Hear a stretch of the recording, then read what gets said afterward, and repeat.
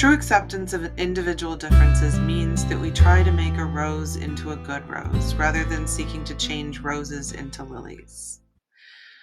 The depth of this insight from Abraham Maslow just hit me so hard recently because in all of the work that I've been doing to try and discover my own uniqueness, my own potential, and to move in that direction, I also recognize that one of the major roadblocks to reaching my potential isn't really a roadblock. It's really a fundamental belief about whether or not it's okay for me to be a rose, about whether or not it's okay for me to have thorns and rose petals and smell like I smell and do what I do, instead of that fundamental belief that lilies are better.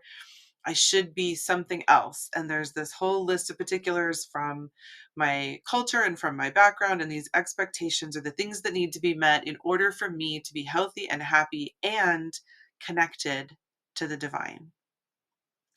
And as I've been questioning lots of my beliefs from my culture and from my background, this is one that I've discovered that is such a powerful question to be asking: whether I deserve to be a rose, and whether I deserve, or I am allowed, or even should move in the direction of roseness rather than trying to become something that somebody else thinks is worthwhile. That insight is what I want to explore today. Abraham Maslow did a really wonderful job of delineating a lot of the particular needs that we need to fulfill as humans in order to be happy and healthy.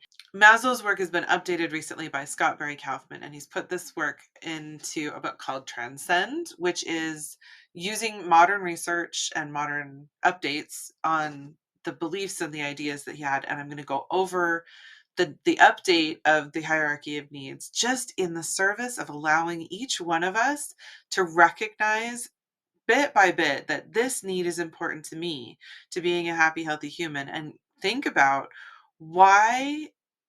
Not even why, I know why.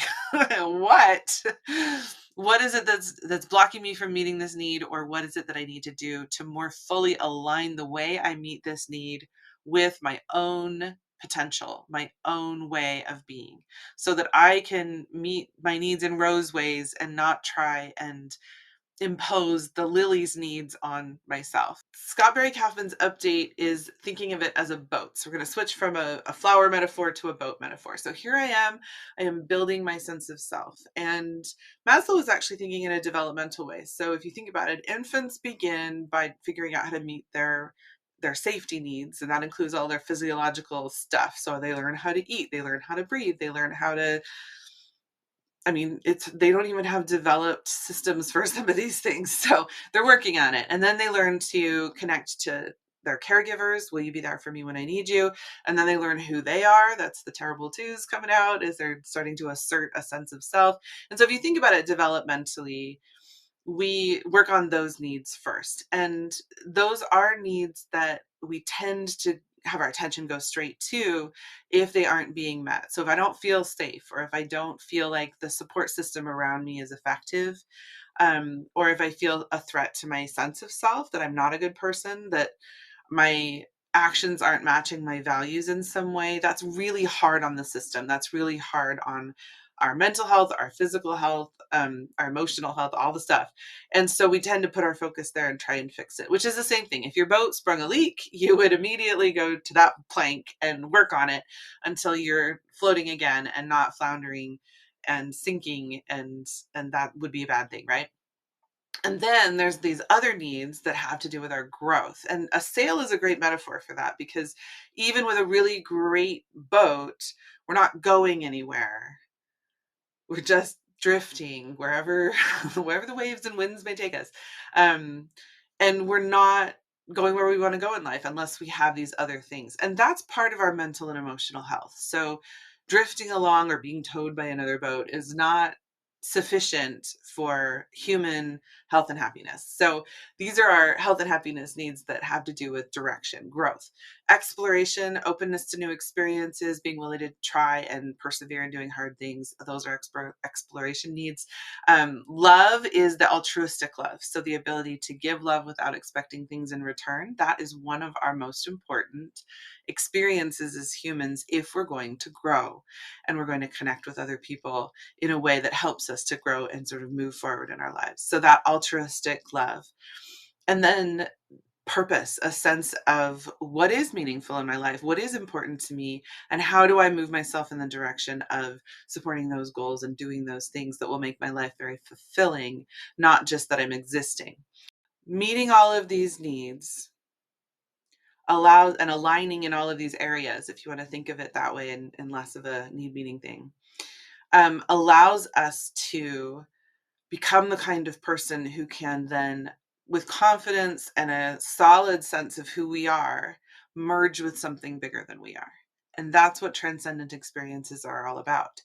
And it's that combination of these integrated needs all working together that allow us to step forward and open up and be able to have experiences like flow, which is when you get really focused on something and you kind of lose a sense of self and a sense of time, and you're just very into whatever. Like people do it when they're reading books or when they're doing some artistic pursuit, or some people do it when they're in a sports situation of some kind. You can even do it with your friend when you're sitting down with somebody and then time sort of falls away, and 3 hours later you're going, wait, what happened?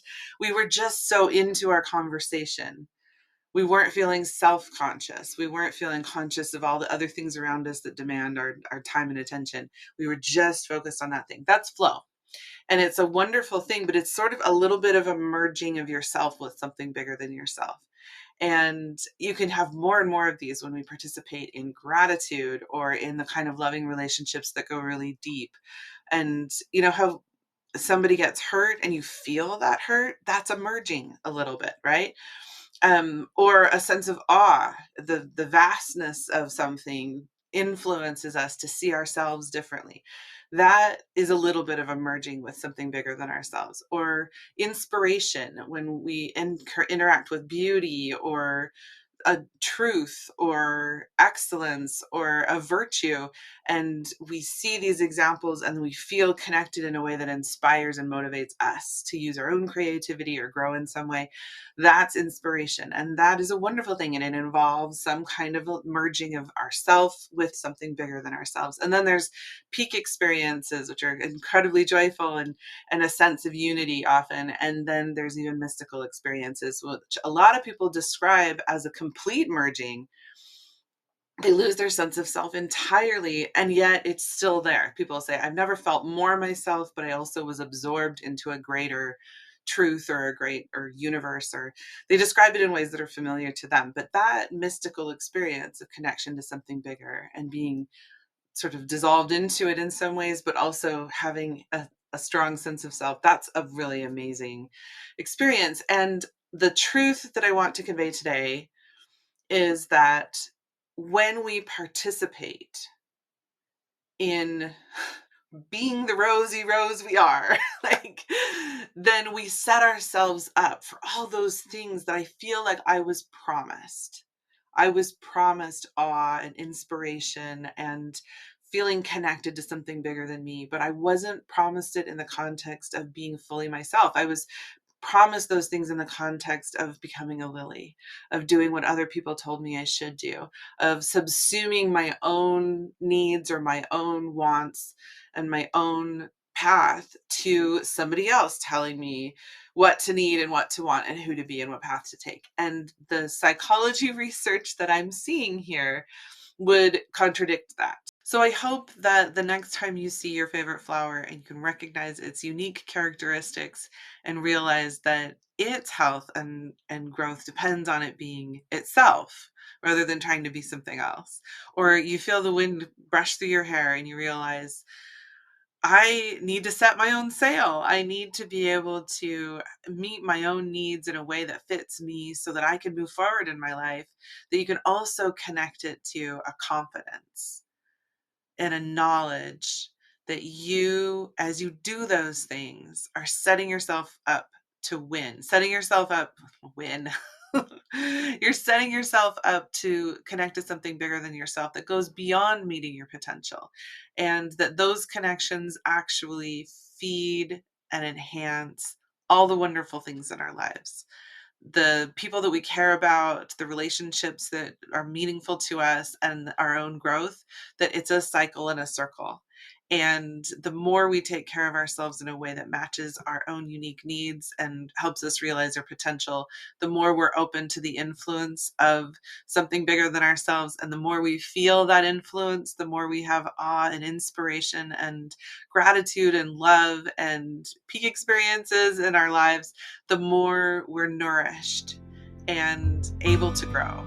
I love that truth. I wish every single one of us could carry it around in the back pockets of our hearts. And I wish each and every one of you the happiest, most uplifting, most healthy, most enriching conference weekend you've ever had.